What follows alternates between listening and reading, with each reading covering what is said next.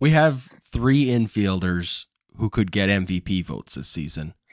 And then at the other position, we have 3 guys fighting for who could all probably get all-star votes if they were playing regular at-bats. Patreon.com/the Walk-Off Podcast. $4 a month gets you in there. If you're watching this right now and you haven't hit the like button, Billy, get on it. Bug your brother. Tell him to do the same. Okay. Matt Chapman's agent obviously doing backflips at this point in the season. I mean, my goodness, he's just fist pumping Tiger Woods in it right all over the place. In his walk year, started about as hot as any Blue Jay in this lineup, right? He's already got 19 hits. I think he's at 1 win above replacement already at the 10-game mark of the season. At 29 years old, 7 seasons into his big league career, can you see there being a career year in Matt Chapman's 2023 season?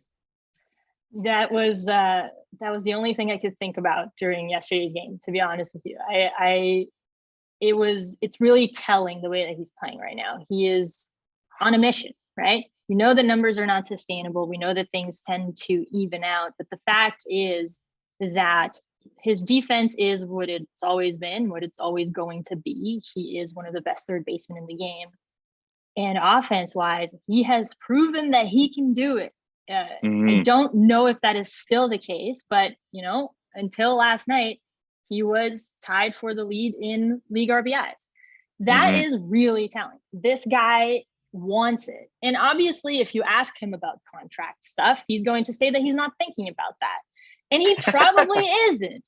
But, obviously in the back of your mind, that's looming large. It is. It's a thing. And with Manny Machado having signed the extension that he did, Matt Chapman is poised for a big contract. Right now, he's only helping his case. And it's interesting how that tends to happen in baseball, right? Right. Walk years are usually when guys who, have that star quality shine a little bit brighter, because that's just, in the back of your mind, you understand that this is in your best interest as well as in your team's best interest. So it's been really fascinating to watch. And I wonder how far it will go. When are things actually going to start evening out? Because right now, the high seems extremely high, and it seems like it's never going to come down. I know. It's like, how good can he be? Keeps going through my head. Because honestly, it doesn't feel fluke, right? And that's the big thing with what we're seeing out of Matt Chapman, is that it doesn't look like he's getting these little bloop singles with eyes on the balls, right? Like, this is the guy who's literally making hard contact on everything that he's swinging at. His defense is pairing up and matching with his offense perfectly.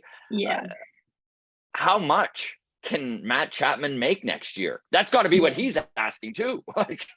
I wouldn't even, I don't know if he would get Manny Machado money here, but that's not out of the question, especially when you look at the free agent market for he will be the number baseman. 1 available third baseman. It'll be an interesting one. But let's not forget that Chapman has shown last year that he can be streaky, right? It is a thing that we've seen from Matt Chapman, and we've also seen some free swings. Even yesterday, he had a strikeout, or I don't know, actually he didn't strike out, but I did notice a couple of swings where I was like, okay, but he'll still reach. for sure. But the thing is that we have seen also that side of Chapman. If he can hit for average, but stick with the power that he has right now, add the defense to that, he's going to command a very large deal in the offseason. So I want to jump in here. Sorry, we have a question from the audience here. So this one comes from Jody. Says, it feels like Matt Chapman is just gone this offseason. It feels like the Marcus Semien season all over again. Is this a foregone conclusion? I don't know. I honestly don't know. I think that the Blue Jays, and this is, the most sincere answer that I can give you is I don't know, because there's a lot that the Blue Jays need to consider here. They want to sign Vladimir Guerrero Jr. to an extension. Alek Manoah is not far behind. The Bo Bichette deal is quite a large one. So there is some budgetary things that the Blue Jays certainly need to consider. They also need to consider that they have a guy in the minors right now who is almost ready to come up in Addison Barger, who can very well fill that need for them in the coming years. Addison Barger is going to be a very, very good ball player. Can he stick at third base? We don't know. There are still some questions about that. Is he a third baseman? Is he a shortstop? Again, Bichette seems pretty set over there. Can he slide in at second? There are some unanswered questions about Barger, but if can we have 4 second basemen? Yeah. How many second basemen is too many? But there's also that piece to consider, right? Mm-hmm. So these are the two things that come to mind for me when we're talking about Matt Chapman and what will become of Matt Chapman after the offseason. Number one, how is the Blue Jays' financial situation? Do they have the flexibility to sign that type of a deal with a guy like Chapman in the offseason? And two, what does that mean for Addison Barger, who has proven this spring training that he is knocking on the door. He is almost ready to take that next step and maybe join this core of homegrown players that the Blue Jays have been able to bring up and have success with so far. Well, here's another question then that ties into Addison Barger. Off to a hot start in Buffalo, hitting .320 to start the season through 7 games. So Duncan says, Addison Barger, he's off to a hot start in Buffalo. Is there any way he can force his way onto this team a la Alek Manoah in his rookie season? Or is he going to just have to sit and wait for an infielder to experience some bad tacos to open up an opportunity for him? Yeah, that's an interesting question. I think that the Manoah situation was unique in different ways. Number one, the Blue Jays rotation in the year when Alek Manoah debuted gave them the flexibility to bring a guy up like that. And that's such a nice way of putting it. You know what? I'm trying to be nice. It's Monday, you know. I'll save the spice for Friday, if you will. So he was on a tear. He came up because there was space for that, and also that whole season was kind of experimental for the Blue Jays. This year, the Blue Jays are dead set on winning, right? On winning the division so that they don't have to take on a wild card opponent. And every game matters for that. So there will be fewer chances just for that reason. And when you look at the lineup, that lineup's pretty set. And it's doing what it's set out to do. The Blue Jays are hitting. So in that sense, it's hard for me to see a position player forcing his way in because he's, on a tear in AAA.